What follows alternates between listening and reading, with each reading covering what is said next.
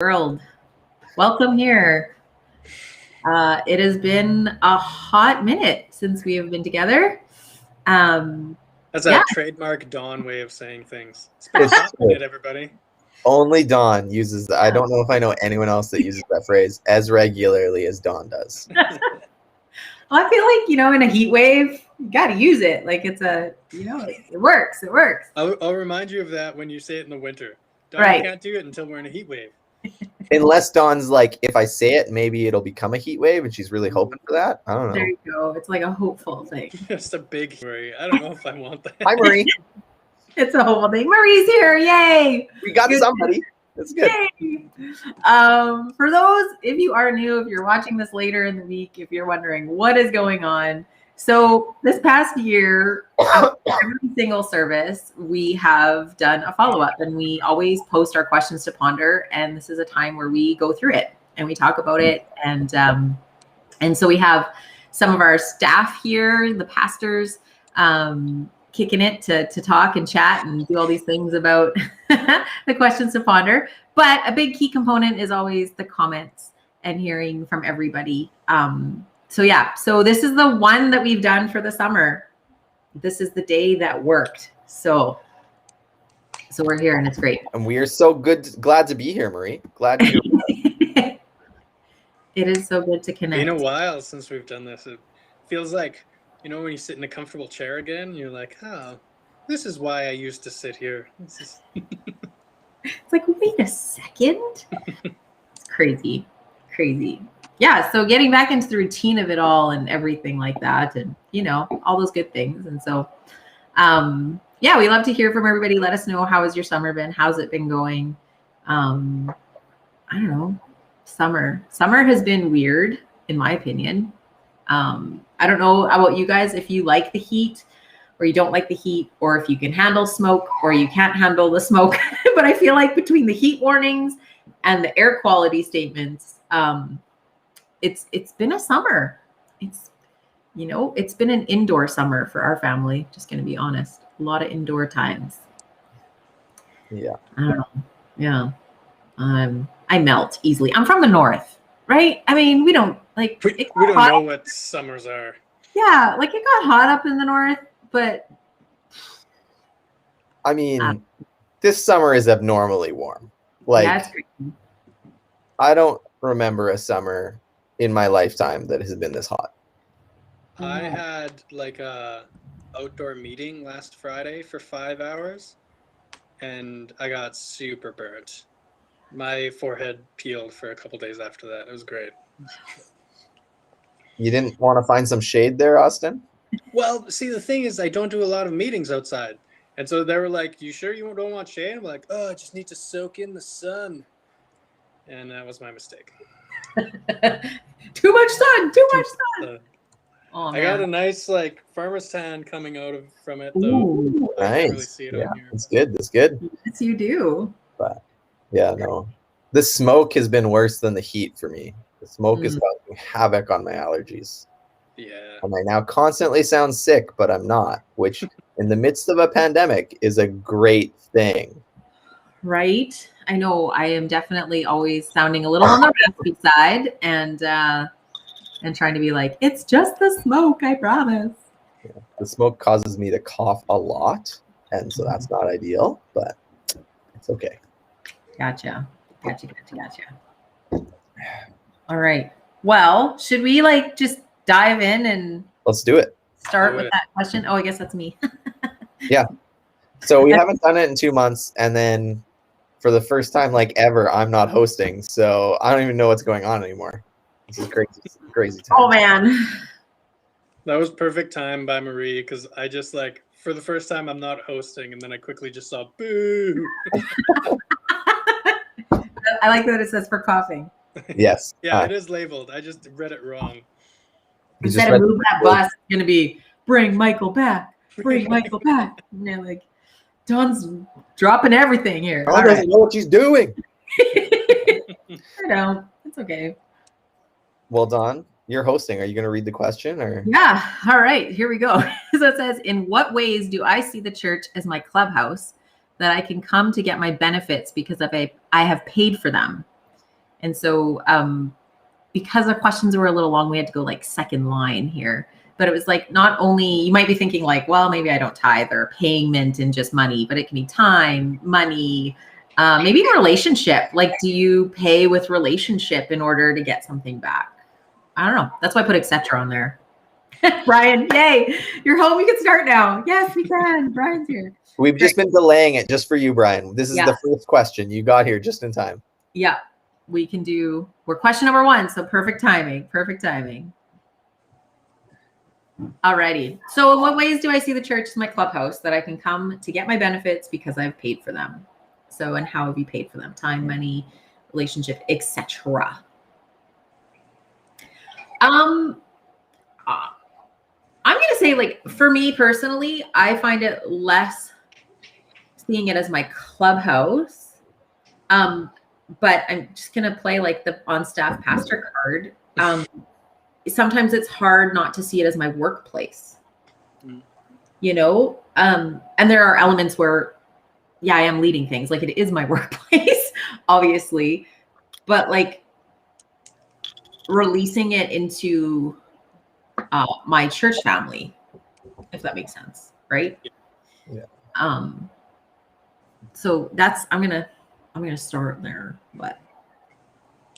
Yeah. When I read this question, I was like, and I think probably because I've worked in a church since I was like 18. So there's never been like a moment where it wasn't just like I've never viewed the church as this clubhouse where I get something out of it. And like, well, I'm a member here, so I earned these things, but like, I think church just feels like home. So maybe it's just like, even like what Daryl's saying, right? Like the chasing kids in the lobby, not worried about like the noise, the whatever, like, and maybe that's like the benefits because I'm just so comfortable here that I feel like, oh, it's fine, because I also am on staff and I know it's fine. So. Yep.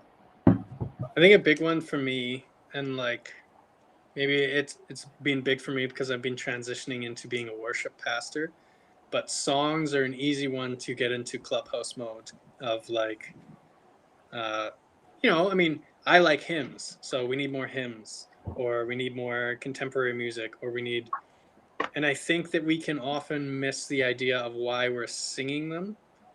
And maybe we should just sing songs we don't like because then we know it's not for us, right? And we should do that for a couple of weeks, just sing terrible songs because it's not for us to sound good. It's, I mean, we're praising, right? And when we do it together, I think it's that much more impactful.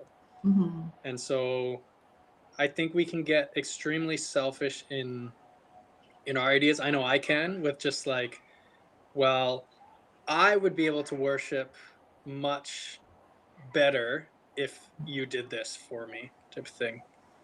So maybe individualizing our own worship instead of realizing that we are gathering together as a community to worship God and not our own interests there. Yeah, I think that's a good challenge for, you know, like individually when I'm at home, I can choose my playlist. I can turn to the scriptures that I want to read. Like I can, you know, listen to the podcast or whatever. Like I choose what I want to listen to, which sometimes like there's a pro there, but there's a con of like, I'm also only choosing what I want to hear. Right. And so when we get together in the corporate body, instead of using that individual like lens of saying, this is what I want, it's like actually we're gaining things and encountering things that maybe we wouldn't have chosen for ourselves. Yeah. And there can be new things and new, you know, so if you don't like the song style, maybe listen to the words, right? Like maybe, or choose, or even like Daryl's grandpa used to do, right? He would hear the fast-paced music and be like, meh. But he would look over at the young people and see them passionately worshiping God, and he would worship God through that. Like he was like, thank you for this next generation coming up on fire for you. And you know that, so that, yeah, that corporate part. And I like what Gavin says, like, he's like, I get socialization, and that's the corporate part of it. Right.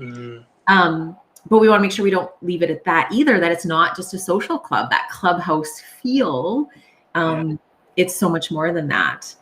And yeah, Like, so kind of like what I was talking about when this hit me hard this week, was the difference between making church better and making the church better. Because making church better is from my point of view, right? The church is better now because this has happened, or the church is better now because they supply this, they do kids programming, they teach my kids this. And then making the church better is my active participation in doing that. They have kids program, and I'm a part of that, and we reach out, right? And so the entire, not even just Cornerstone, but the like church in general is getting better from what I'm offering. In the same way that, you know, the home makeover, you have, well, Dawn, you were just talking about your windows, right? You had a specific person to come in and do your windows, whereas, I mean, I could maybe figure it out, but you probably don't want me to come and do that, right? We have specializations. yeah, I don't want you to do my windows. I mean, you're great, Austin, but Yeah, whatever. Whatever, it's fine. Hey, I am really good with some saran wrap. I can make some real nice plastic windows for you. I mean, Daryl even Claire will made love that. these style of windows. He literally worked in a factory one summer making PVC windows, and I still don't want him making my windows and installing them. So, you know, This is like a trust issue thing, I think, Don.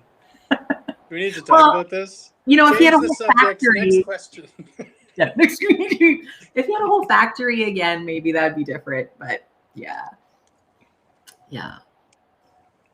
I love the, like, often we think about, again, that individual, like my church, it's like an experience, right? Like it's more, what am I experiencing, instead of, that how can I pour into. And I like what Marie says, like she's talking about how do I see the church. I think what we're missing is the, like, because I have paid for them, right? Like, so it's like, what am I, in what ways do I see what the church owes me because I've paid for them, I think is more the flavor of this question, right?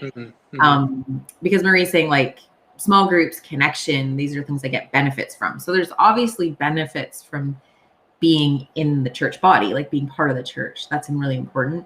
But I think it's when we have that self-serving, like, this is what I'm owed, is that kind of the flavor or the tone of the question, maybe. Yeah. And that's the beauty of, too, of what Marie's saying. Like, she's talking about seasons too, right? And I think there are times where, and I think, again, the intentions are different when you're like, I don't feel like I have anything right now that I can pour into the body. Like, you know, I'm showing up, and that's my win right now, is I'm showing up. Yeah. But I think when you're in that season, that is the beauty of the body of corporately, because you do have those who are strong in that season and are able to speak into you and encourage you and support you. And then the beautiful part is that in the future, when you're at a strong spot, you get to do the exact same thing to somebody who's struggling, a brother or sister. So, yeah. And I think that's the key, right? Is in the future, because I think we can sometimes, I mean, that season, not that season is nice, but it's nice to gain benefits, right? And then when your season of, you know, having small kids or busy at work, and it's harder to do those things, when that season ends, you can be like, but I'm really comfortable here. Like, I don't like having to sacrifice things. And I think it's very similar to family, right? Like, if I have a season when I can't really give much to my wife, then she's there for me. And then in the same way that I'm there for her, if she can't, like, if she's just not feeling making supper because she's had a hard day, right? And that's the same thing in church. Because we are that community, we can step up for each other, and, I mean, for lack of a better term, pull up some slack, right? It's like, hey, you can't do this right now, let me do that. And that's where the sacrifice comes in. And sometimes I forget about the sacrifice, and I just think about, like, well, I feel like I do stuff and no one does stuff for me. You know? Yeah. Well, and I think like when it comes to church and it comes to community, there are benefits that we should all be receiving, right? Like community, relationship, support, all of those things.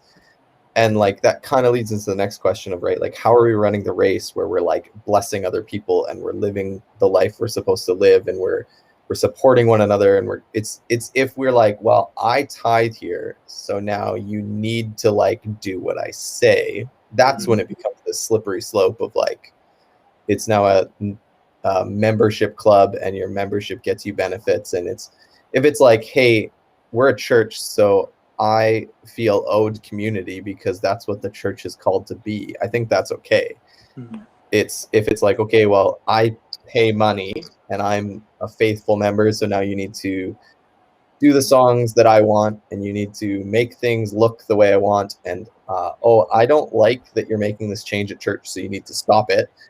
That's when it's like this dangerous clubhouse mentality of like, I'm owed something, versus scripturally this is what the church is supposed to be, and if we're not, I can actually feel shorted by the church for not having provided the community we're supposed to have.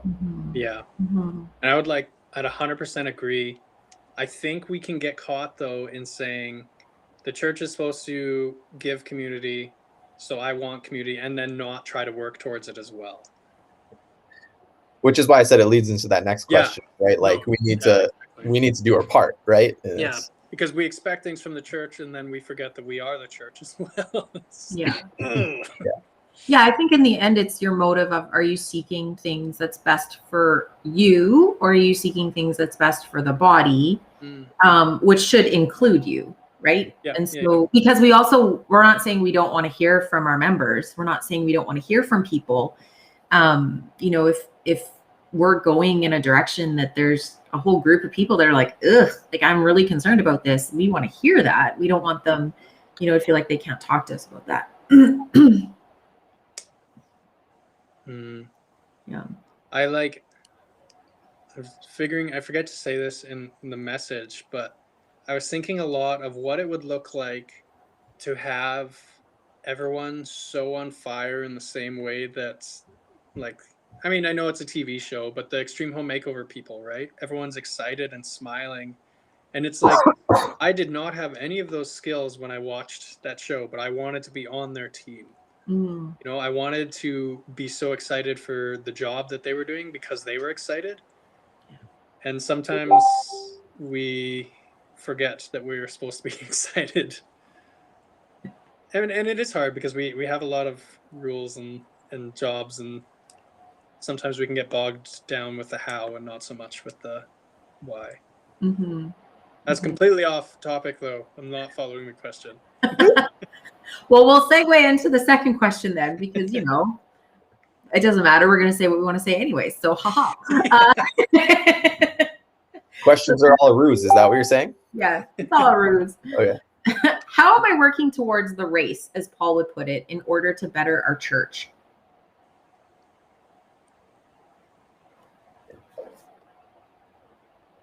Well, and I think, so Austin and I were actually talking about this idea of the race, and when earlier this week, because I had just been doing some study on it, and then Austin was like, hey, I'm preaching on that. But just this idea, like we always read that as like the race, right? Like, and I need to live a good Christian life, and then my reward is heaven.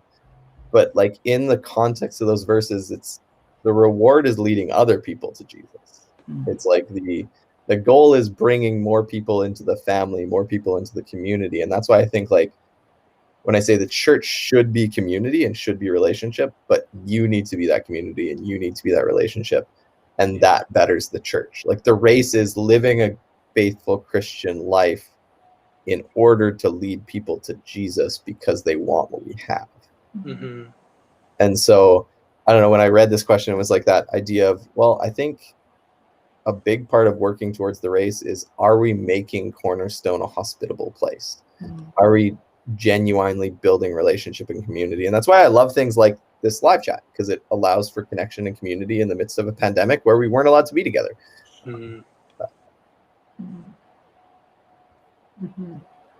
I was like super convicted this week of Paul saying, I have shared the gospel with everyone.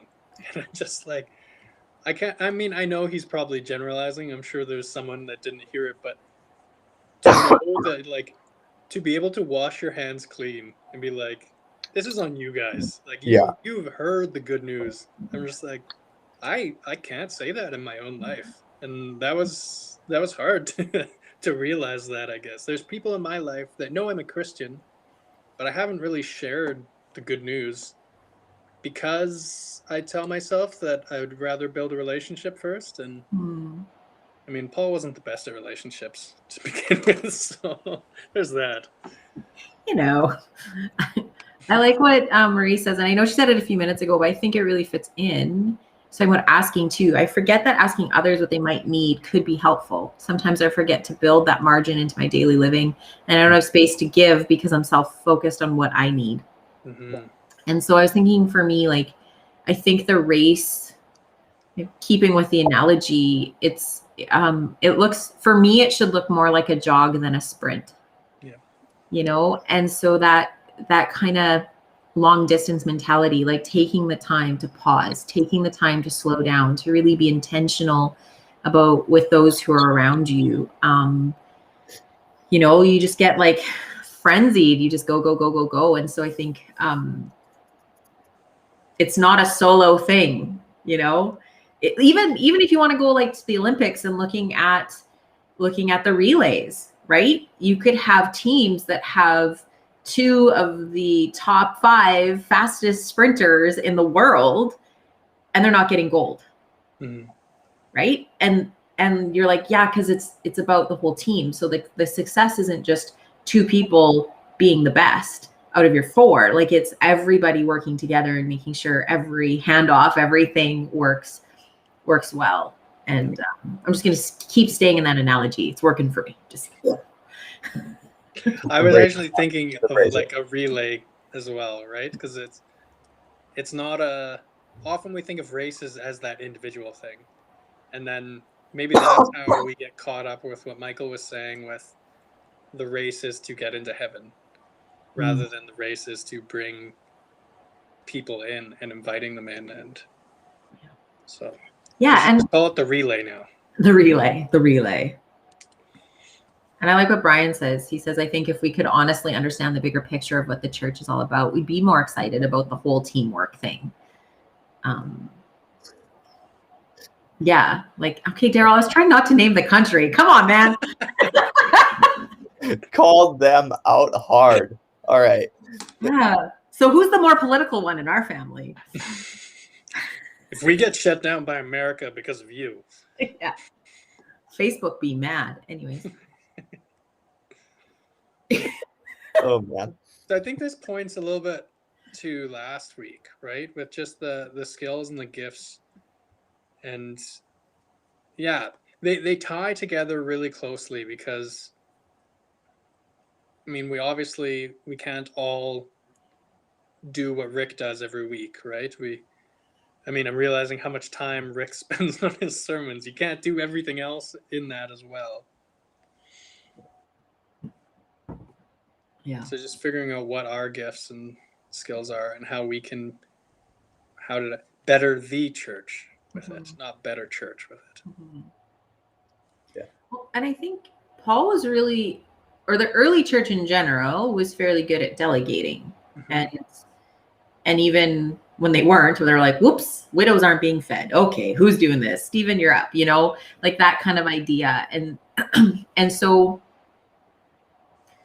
I think there's a lot of people who feel like they're not at Apostle Paul level of whatever they're good at, you know? Yeah. Maybe they're like, ugh, I'm like doubting Thomas level, you know? And I love Thomas. Hear me. I'm not trying to throw shade at Thomas. Anyways, but it's like, so part of our job as leaders, I think, is encouraging people who feel maybe not Apostle Paul level. And I think it's safe to say that the 3 of us wouldn't say we're Apostle Paul level. Yeah. Austin apparently thinks so. So yeah. You're I really relate to Peter when he, you know, puts his foot in his mouth. I relate to Peter sometimes, but I'm not even Peter level. So which time does he put his foot in his mouth? Yeah. I don't know. But yeah. So Dawn, what would you say that your gifts that you better the church with are? Like, what are some of your gifts? So I think administration is a gift. And honestly, for me, that's very new for me in understanding that gifting and leaning into it, probably within the last 5 years, actually. And that's because people spoke that into me and were like, this is you. And I was like, nah, it's just something I do. Like, whatever. I don't even know that I'm doing it sometimes. And so, which is actually a really good example of how you've used that to better the church then, because like for those of you that don't know, Dawn has transitioned from the family min pastor to the executive pastor and family min pastor. So then using that administrative side to admin our church. Right? I mean, if you think about gifting for the church, I don't know if I would think of it before this. I wouldn't have thought of administration as really like that gifting. I don't know. It's no prophesying. Right? So it's just an interesting, that's just an interesting dynamic. So I had people in my life who spoke that into me, who affirmed things they saw in me, and even kind of guided and prodded me to be like, maybe that's something you want to like look a little bit into. Because I was like, I'm a kids man, like and they're like, but look how you've set up your kind of the framework of it. It's like, it's very clear that you have structure to it. And so what if you took that structure building into the bigger context? Yeah.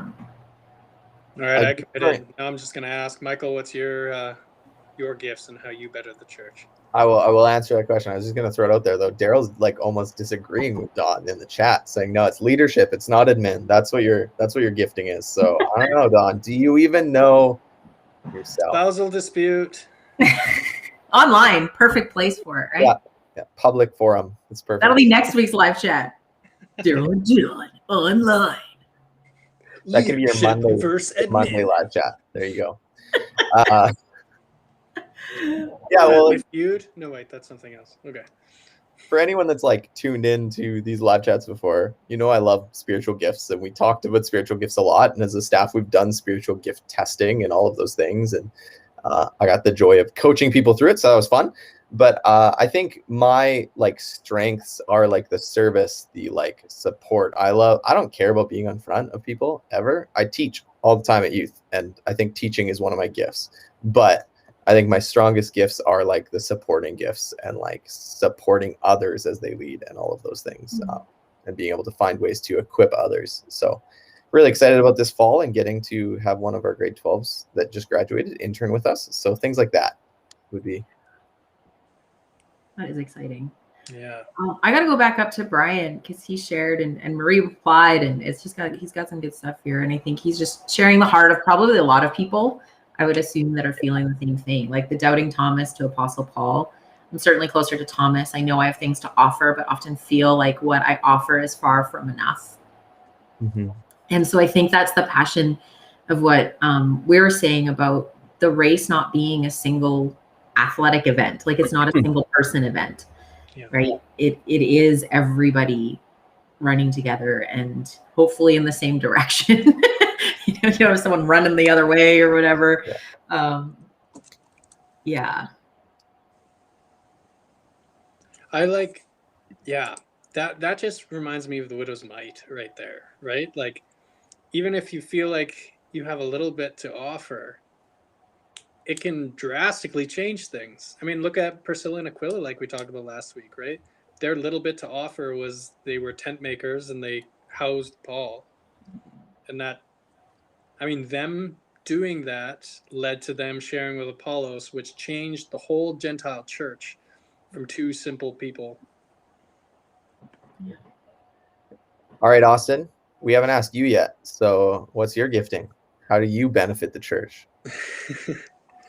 I enjoy preaching. I think preaching is one of those things that I feel gifted at, but also I feel like I have a long ways to go to learn as well.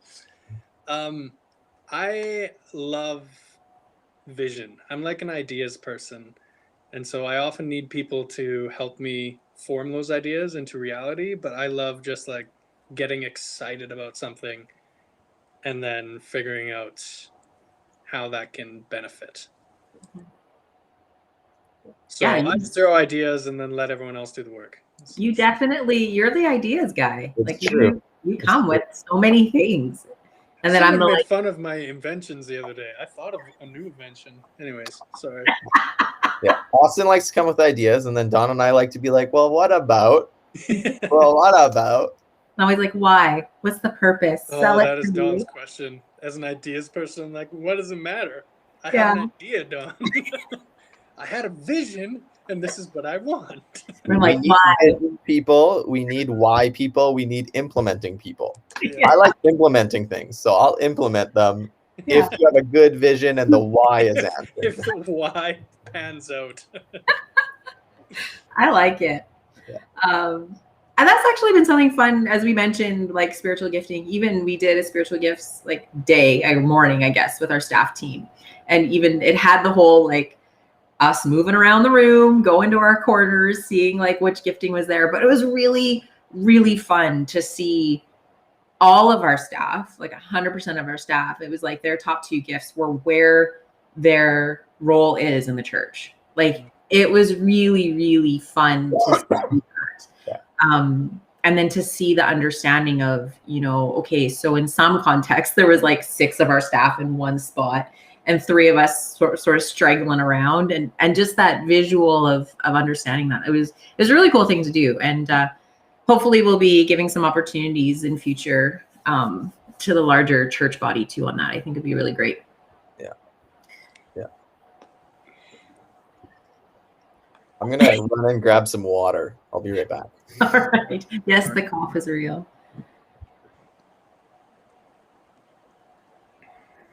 I think that we have a lot of gifts in our church that maybe feel the same way that Brian feels, that it's little to offer and it'll be more work than help. Yeah. And I do think that we are given specific gifts for reasons. And I love like talking to people that like come in and have an idea that's in their gifting, and like, how can we figure this out? And like, that's perfect. Well, and I think Daryl, he's asking a great question to the commenters. So like we heard the pastor's giftings and wanting to know, like he's saying, so what gifting area is needed the most after hearing everyone's gifts as pastors? But also I'd say like, hey, people in the comments, like do you know your gifts? Do you know, have you seen some of that? Have you looked? Here's a plug. Michael can do your gift testing with the grip. He can. He's like officially trained in everything. So I think that's like knowing those gifts, knowing those. I think there's also people who have the gift of preaching who aren't on staff too, right? So what does that look like? How can that be again fleshed out in the betterment of our church, like in the body? What does that look like in the body? Lots of good stuff. Yeah. I will say, like working in the kidsmen area, there are leaders in our church that are amazing, gifted teachers, like with the kids and the ability to share the stories and to bring them to life, and who maybe don't even feel comfortable in a large group context, but in their small groups, they are doing that with their kids, and it's pretty powerful and amazing. And I don't know if they would see that as like teaching or preaching, but it's what they do, and they're fantastically gifted at it.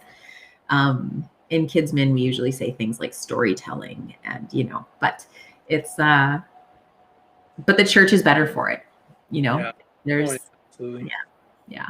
And I think that is important. Like even you talking about your giftings, that happens through other people telling you that, right? And another plug in there, probably happens a lot in small groups as well, right? Because those people get to know you, and those people get to see what you're passionate about and what you're good at. and you can have those honest conversations of like, hey, I know you think this is one of your giftings, but it's not really. You'd probably be better over here. Yeah, there's like the giftings you want, you know? And we then threw you're a like, plug in there for you, Michael, about your Grip Berkman. Okay. So that's what Marie Ruby's saying about Hook Me Up. I was gonna ask. I was like, "What am I hooking Marie up with?" I don't know. I just came back and that comment was there, so this is good. Good. Okay. I feel like we should give Brian the last word on this one, and then move to our next question, where he just says, "Most important gift you can give to the church is whatever gift you have." Yeah. And I think that goes in line with what you're saying, Austin. Like, don't, not trying to strive to what you think you should have or what others, and maybe it's just, it's in that small group context, in those conversations. Maybe it is something that's raw and undeveloped, and and I think that's something too, is we think gifting means naturally able, so we don't have to work at it. Yeah.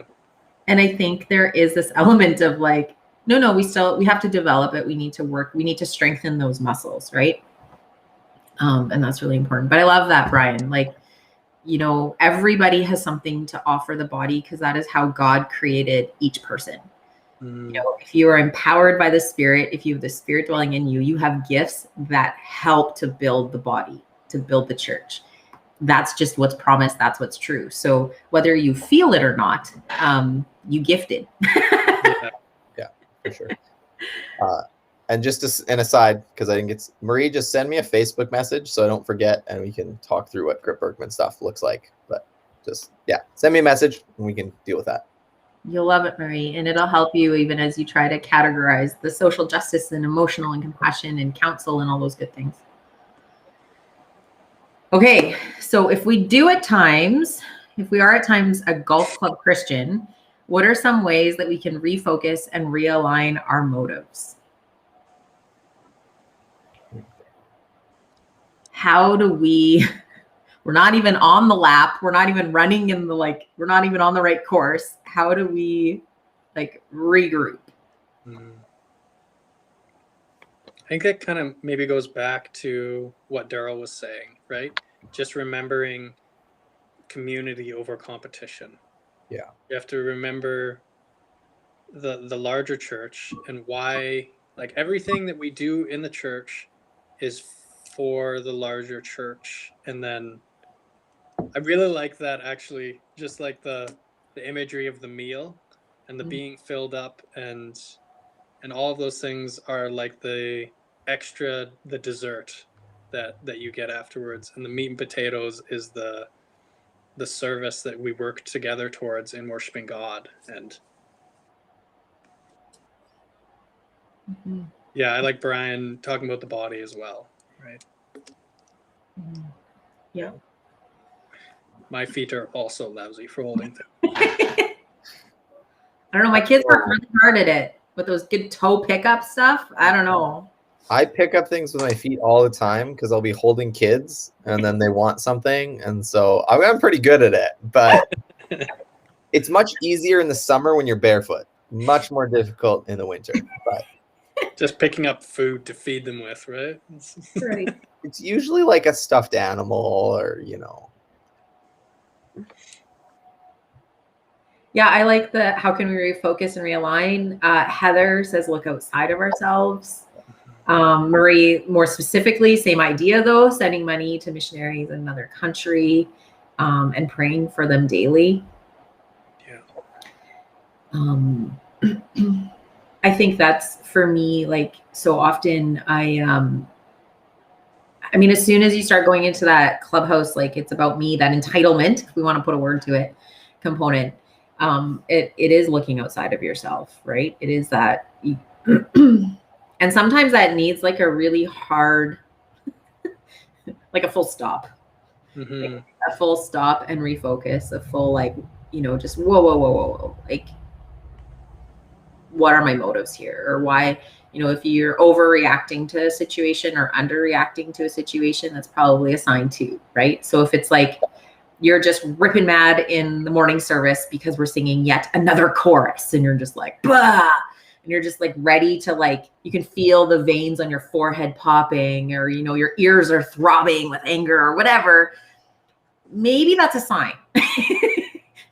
Maybe there's some realigning and refocusing that needs to happen there, right? Or the flip side of like, whatever, it's just a chorus, those people just need to deal with it.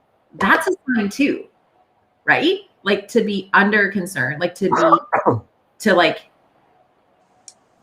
if it's a whole group of people that are like, hey, we're just feeling ignored here. Like we're feeling, you know, then it's like, there's this underreaction as well to say, okay, we just can't, like the answer is not to just not care, because we're called to care. We're called to listen. We're called to, right? So it's like, okay, how do we, it's the motive behind it. It's the motive behind it. Yeah. So for me, it's often a hard, I'm an introvert mostly. It's, yeah, I gotta like go alone to refocus and realign, sort of. Usually it's like in somebody calling me out, which is good. For my personality, that's good. But then it's like individually, I just need to focus in humility. Yeah. Well, John, don't worry. Coffee is coming back next Sunday. So you will be able to get a cup of coffee from the Giant Church Coffee Bot Thinger, and we will even have some flavored creamer for you. Oh, so good. So good. And even like fresher, like beans. It's true. We ordered new beans because some of them have been sitting for like 18 months or so. I don't know. So I think they had something in them. I don't know. I Yeah, had we 2 brewed- cups of coffee one time, and I could not sleep till midnight. I was just So- wrecked. yeah, we brewed a pot of coffee this week. Austin finished the second cup of coffee at 1 p.m.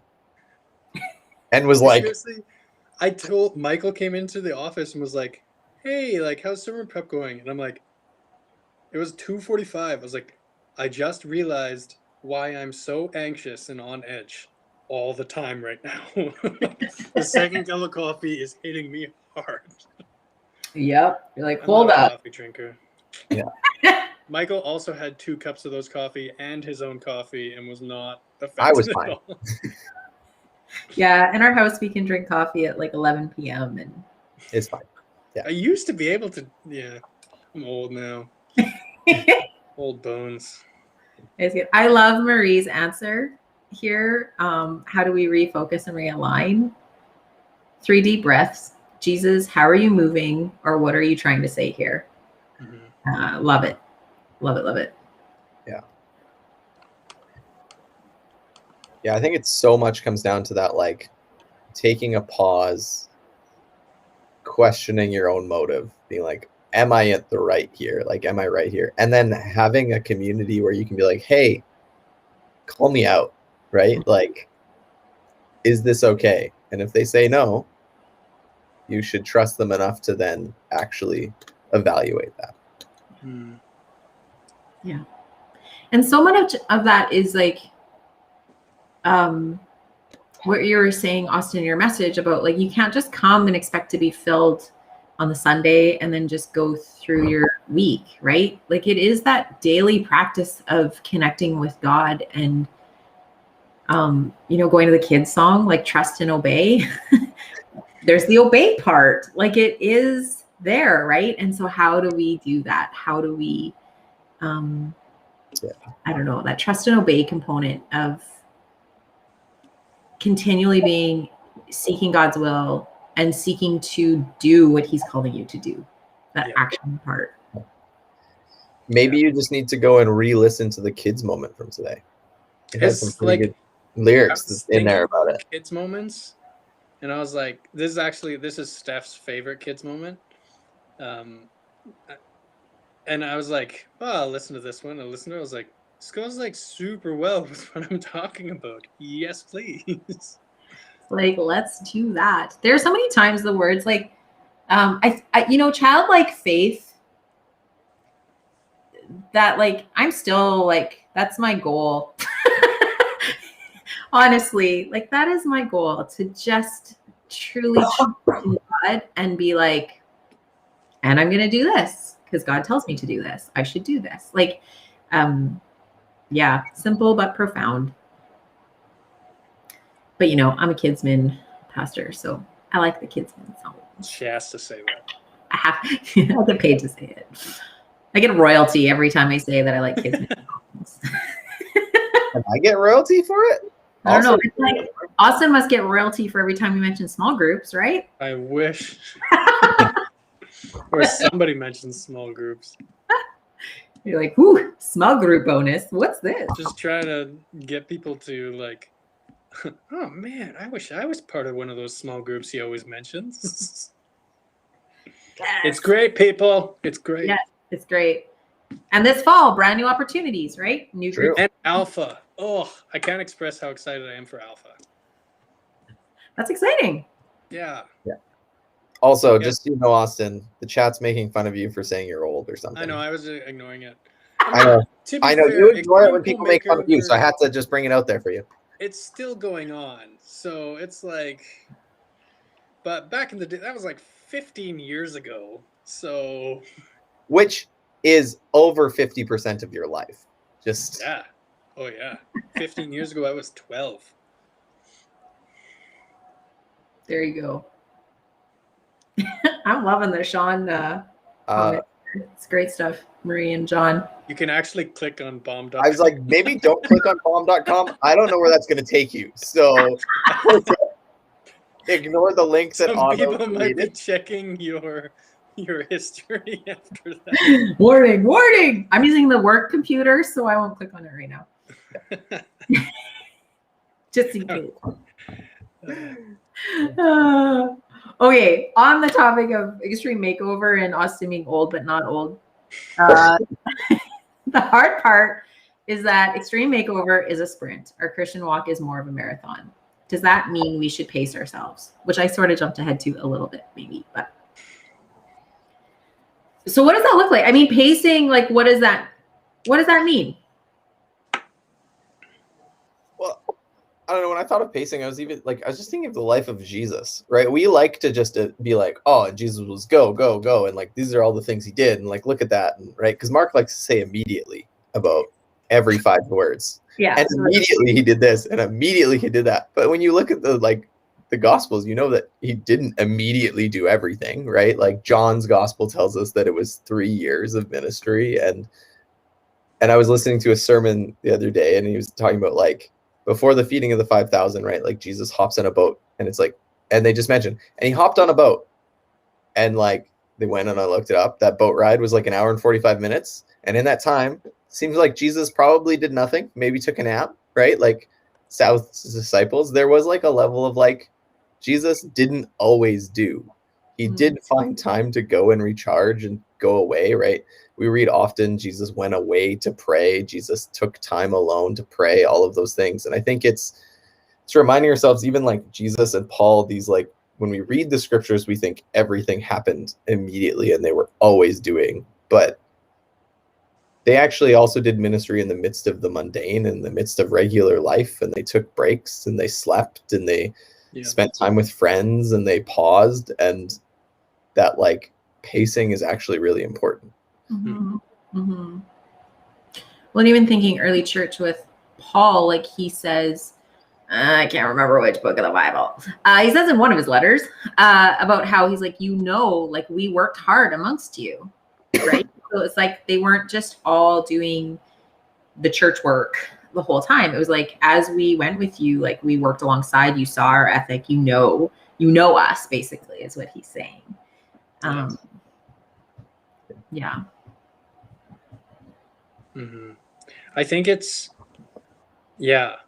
pacing yourself, I think, is different when you think of the idea of the race. So if you are racing and you like pace yourself because you have to do this or you need to recharge or whatever, you're still running the race, right? You're not like pacing yourself does not mean stopping and doing something else.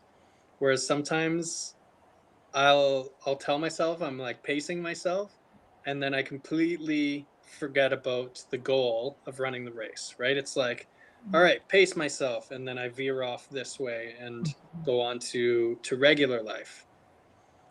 And maybe this is another realigning thing that I need to do, but I sometimes get distracted with regular life and with the race.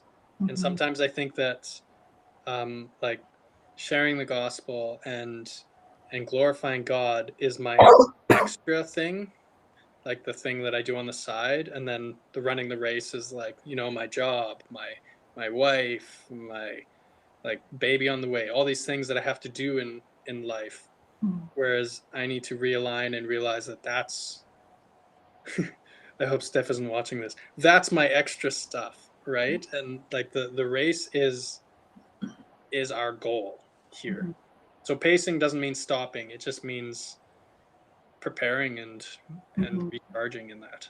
Well, and I think Daryl's comments is really helpful, right? As somebody that now runs, it's this idea of a marathon isn't just the race either, right? It's everything leading up to the race. And it's right, because when Paul talks about, he's like, I train and I prepare and I like beat my body so that I am not disqualified from the prize. And it's this idea of, right, our life is a pacing of like getting proper nutrition, requiring daily like running, all of those things. But in the midst of a training, there is also like, you aren't supposed to run every day at the same distance. You're not supposed to run a marathon every day. You're not, right? Like there are moments within training for a marathon that you are supposed to actually take a break and let your body recharge and refuel and heal. And like, and that doesn't mean you're not still doing the proper eating and the proper those things, but the pacing does change. And like, I think that's the important thing to remember in our like Christian walk. It's not every moment is preaching the gospel and overtly sharing our faith with everyone around us, but like how you choose to love Jesus through your marriage, and once your kid arrives, through the way you parent, those are examples to the world around you as well, and are an important call that we need to be actually intentional about.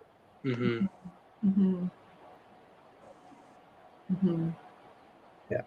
Well, I think too, there's the like the pacing yourselves component. Like if it's a marathon and not a sprint, you know, in a sprint, when you feel your muscle pull, maybe you finish that race, like you, right? But in the marathon, you need to take care of that pull. Like you need to take care of that pulled muscle. You need to work on it. You need to strengthen. You need to give it time to heal, maybe, or you know, like you can't just run it through. Like, you know, I remember finishing a basketball game. It was the final game, and I think actually we played a team from high level, if I remember correctly. Anyways, probably lost. Yeah, well, we did lose. We did lose to high level. But I had pulled the ligaments without knowing. I totally pulled the ligaments in my knee, but I finished the game. And hindsight, should have benched it. Like I should have been benched. I should have went out. High school basketball, though, you think this is the end all be all. Right? I will sacrifice everything for this game. Yeah. So in high school, so you think you're invincible. Right? And as a whopping 5'4", you know, as one of the taller forwards. So it was really important that I play. But yeah, I should have, you know, the amounts of physio I had after and what I needed to do after meant I should have rested. I should have taken care of it. And so I think that's part of it too. It's like when you know it's not a sprint, it's not about pushing 100% for a year. Or sometimes we're like, maybe that's why we get into like retirement mode. Maybe we like where we think we push really, really hard for, you know, 60, 65 years of our lives. And then we're like owed rest, maybe, you know, in retirement. And that's not like, I'm not thinking of a certain individual or anything. I'm just wondering, like, as I mean, I'm 40, I'm definitely not near retirement age, but Daryl, seriously.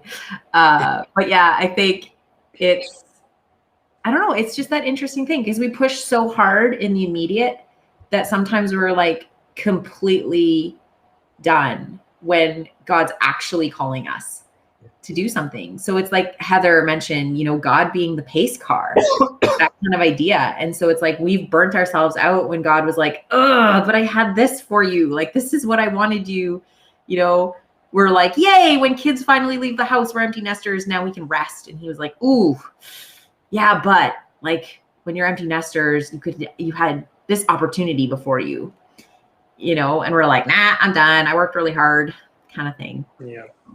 Yeah. Yeah, and sometimes we can fill our lives with things to be busy, right? Because that to be busy is to be Christian, right? And then we are, one, probably missing opportunities because we're so busy, and two, when a golden opportunity comes up that God has placed there for us, we could be too tired because we have all of this other stuff that we're doing, right? Yeah, and going back up to what Brian said, he talked about how like pacing ourselves, you know, we talked about ignoring stuff. Like, and I think that's part of what you were saying, Austin, is like sometimes when we say we're just pacing ourselves, we're actually just, we've reprioritized or we've refocused on something else. So sometimes we just ignore things. We just straight up don't want to deal with it. And so, yeah, man.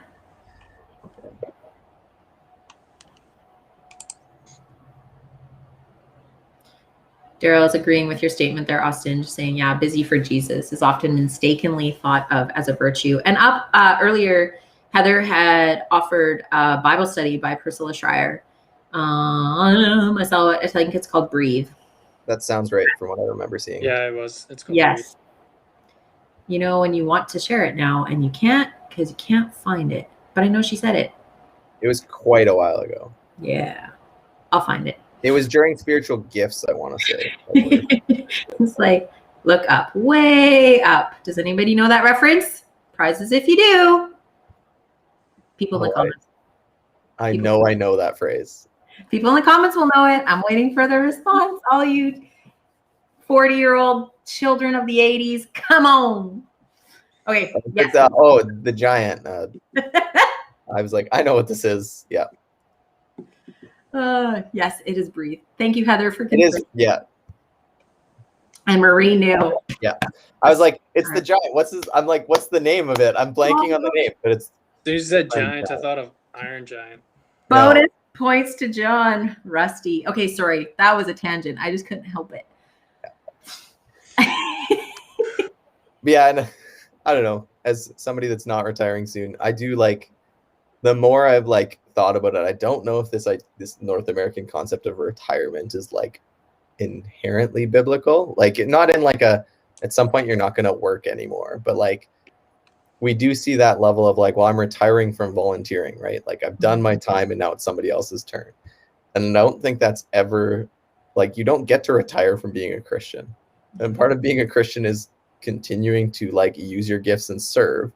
But in the same way that like Brian's talking about, right? Like that it's more of a relay. There's parts that we do, and I don't think you ever get to stop doing your part, but also knowing that there is like somebody you're passing the baton to for the things you can't do. Mm-hmm. And the way you use your gifts and the way you serve might change, but you don't get to stop serving. Mm-hmm. To continue on with the baton analogy here, there is that point. Well, I mean, you run and then you pass off, but there's that point where you both hold on to it, right? And then there's that passing off. And I've been reading a leadership book, which I would highly recommend. It's called Leveling the Church by Micah Fries. It's a book, I actually remember the title and the author, so it's a big deal. That is a big deal for us. That means it's good. Yeah. It's so good, and it talks about how leaders, and it's not just talking about like pastors, it's talking about lay leaders too, build up the church through working with each other, right? So like Dawn has built me up by inviting me to be a part of things that I've like gotten to see how she does it, and then she's walked me through that, right? And yeah, just that baton handoff where you actually hold on to it together, and then you kind of let that go, and then there's still that little bit of run afterwards as you slow down, but just to really drive that in there.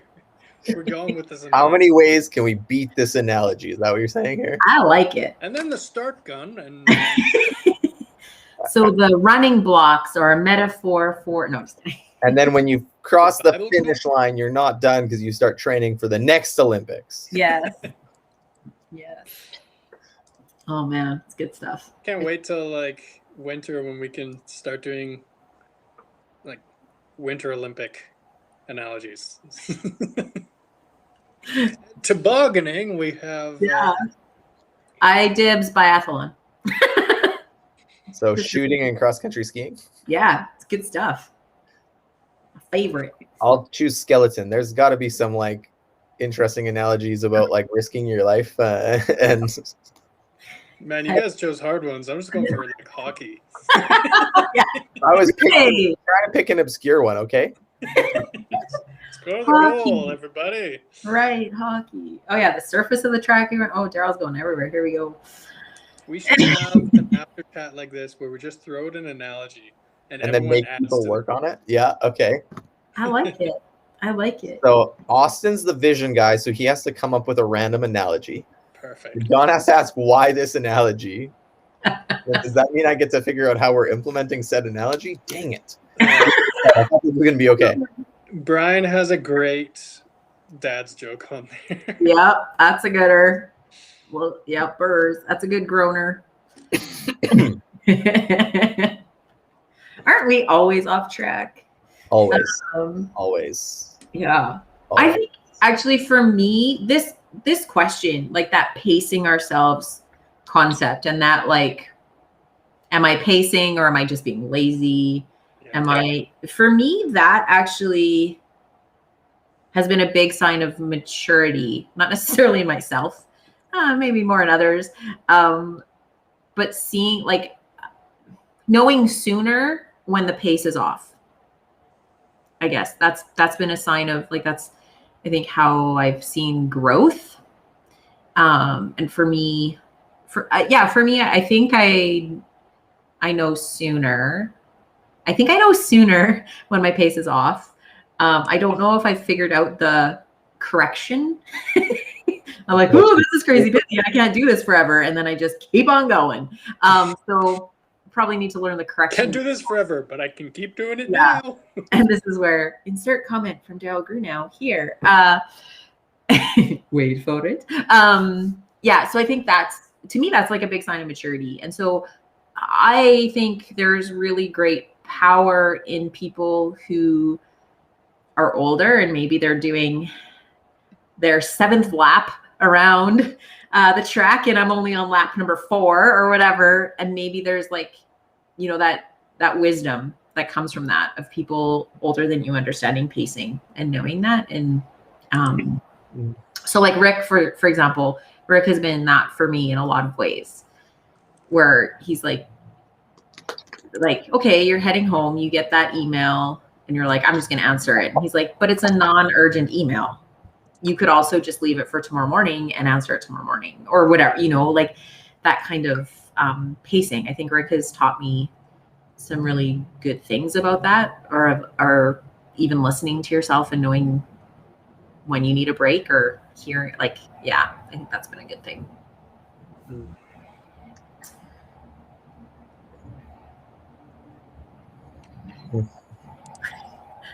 Just reading about Brian's blog post. That sounds like a very interesting blog post. Just saying. All right, so are we ready for our take home? I think so.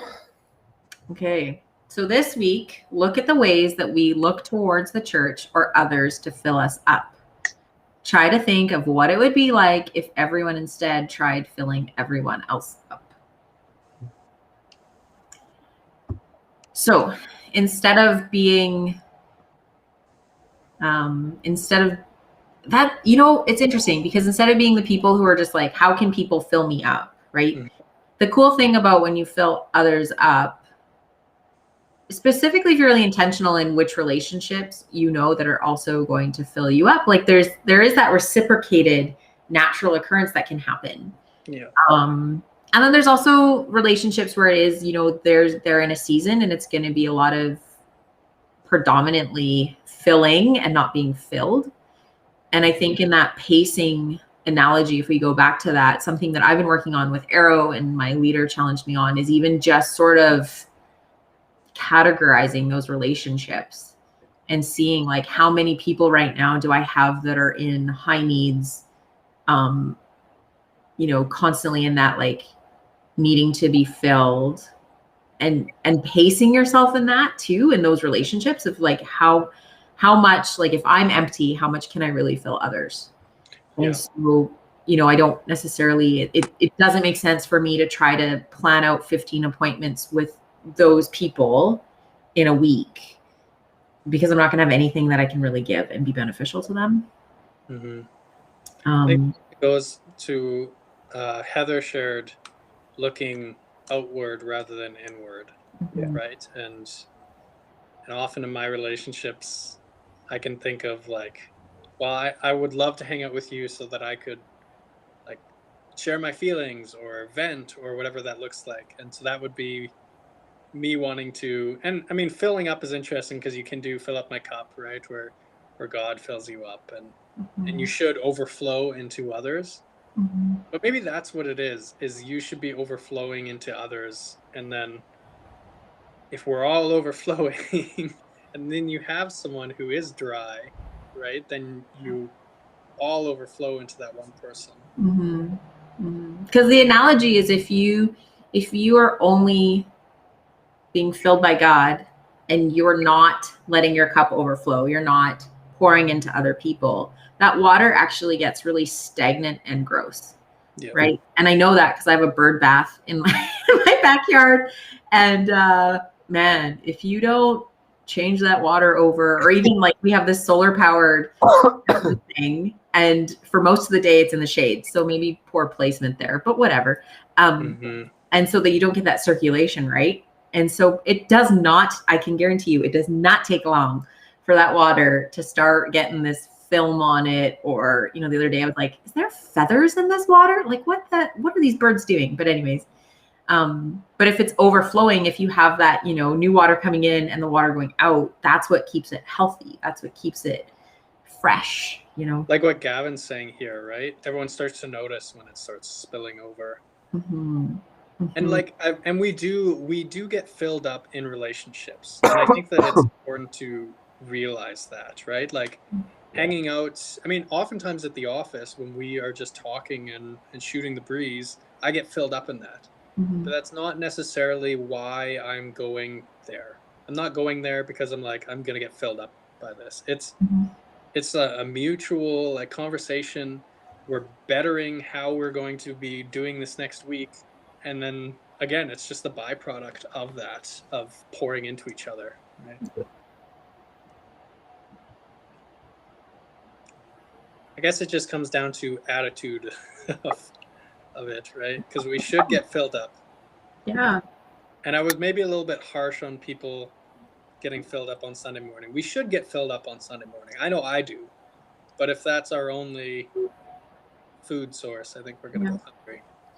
I think it's really important to not expect the church, like Sunday morning and the church body is not fully responsible for you being filled. Right? Like you can't passively be filled up. You got to come with your bucket ready. Like, so, and you can actually, because again, empowered by the Holy Spirit, we're equipped to be filled. So I think that's part of it too. You weren't harsh, Austin. You're good. You're doing great. I was like, I don't think you're being harsh, but like, and even the Sunday morning can be a good place to be filled up to a degree, right? Like we need other places, but it's what's your motivation for being filled up? Yeah. I think that's the bigger thing. If you're coming to Sunday morning to be like, I want to feel good, I want to be filled up, and then I'm going to leave. Nobody talk to me. I'm going to hold that reserve in for a week, and then once I'm feeling down again, I'm going to come back, and it's going to happen again, right? Like the goal of being filled up on Sunday morning is so that outpours to other people during the week. And if it's not outpouring, then you've missed the point of why Sunday morning should fill you up in the first place. Also, I kind of just realized that Michael and I are looking at matchy, apparently. Yeah. You missed out, Don. I missed the memo on the uniform. The tomato colors. Yeah. I think, again, it's that community element. You know, let's look to others being filled up. Let's recognize seasons like Maria is talking about. Some people have a lot of relational wealth and some people don't. And so we need to be careful about how we respect the disparity between who is able to get those needs met elsewhere and who is not. And now I can show it because I knew, oh, it did show the whole thing. I was scared it wasn't going to show me the whole thing to try to read. So I think that's really important. I think, though, if I could, I would surmise that a lot of people in the North American church, in our consumer culture, it's not because of a lack of relational wealth. It's this culture of consumerism and entitlement. And so I think if we have people who, in that heart change of like, this is what I'm owed or this is what I deserve, that kind of concept, it actually would allow us to better minister to those who are truly hurting, who are truly at the end of themselves, who truly don't have that ability to share. It would actually, I think, help us to see those people better, because they're probably not the people that are coming up to the front and asking, or who are maybe, you know, openly sharing, because not that they owe us their story, but I think maybe they get hidden in the crowd of those who are saying, I deserve this, I'm owed this. Yeah. And so if we could actually have people who are able to say, how do I serve? How do I come to serve? How do I come to be equipped and empowered to then give out? It enables us to hopefully be better at helping people who are truly just hurting. And in that season of like, I got nothing, and maybe it's a long season. A season doesn't mean it's short either. So I think it would maybe allow us to better serve those that are coming. Yeah. Because that's the goal, right? Like, we want to, again, part of the body, knowing the body. And like Brian said, he's like, my feet are weak, or my hands are, you know, depending on what part I am, you know, we need people. We are created for community. We are created to be in relationship. I think that's what this whole, I mean, even the series in a series, the part that I'm preaching talks a lot about moving away from that consumeristic and individualistic society, and the church is really just meant for that community, right? And so if we start looking outside of ourselves, I think the church is going to just continue to grow and grow in that. And it's countercultural, which is great, because just like Gavin was saying, we will spill over and people will notice that we're making a mess. Yeah, and hopefully even when we overflow the gross and the messy and the broken, if we can stay connected in community and actually experience refinement and, you know, being reconciled to one another and doing the actual hard work, going beyond the superficial, hopefully our world notices that too. Yeah. That's what's powerful is, you know, it was mentioned earlier on about cancel culture and just forgetting and all that jazz. And it's like, let's not do that. Let's not cancel each other. Let's not be lazy in our relationships. Like, but if there's only 5 people that are really digging deep in relationship in a whole body, like those 5 people, they gonna be done soon. They will not finish that race. You know, so I don't know. That would be a really great, if our community could see that even in the mess up, I think that would speak volumes. That'd be pretty powerful. Yeah. Yeah. For sure. Well, guys, I've missed this. It's been really good. Yeah, it's been great. Thanks to all our commenters. We missed you guys, our faithful supporter. It's great to see you all. Loving the chats, loving the jokes and the depth of comments that I love. It's always this mixture of like dad joke puns, joking around, and Brian insulting me. Just a little jab. You know, you walked into it. You built, like, you set yourself up for failure there, Austin.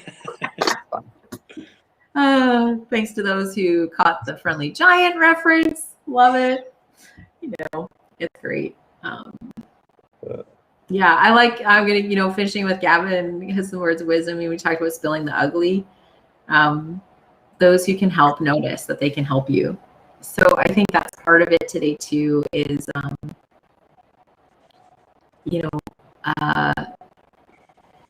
how can we fill each other up, look to others, and maybe the prayer today is that God would reveal those specific people that we need to help, that we need to pour into. God, let us see some ugly that we can encourage and love and show God's grace and mercy. Mm-hmm. And if you're feeling that, if you're feeling like, man, I don't know how much I have to pour out, be open and honest about that too, I think is really important. Yeah. Find your community that you can share that with. Yeah. Mm-hmm. Absolutely. It's good stuff. And yes, Brian, hopefully we got to look at the fall and see what this will look like. But probably guaranteed it will start a little bit later after the service. Either way, regardless of what it looks like, for sure. For sure. Yeah. Any final thoughts, guys? I think you wrapped it up great, Don. I don't think I need to add anything to that. Do the thumbs up emoji. Ba-dunk. All righty. Okay. Well, thanks everybody for joining us. And bye, everybody. Have a great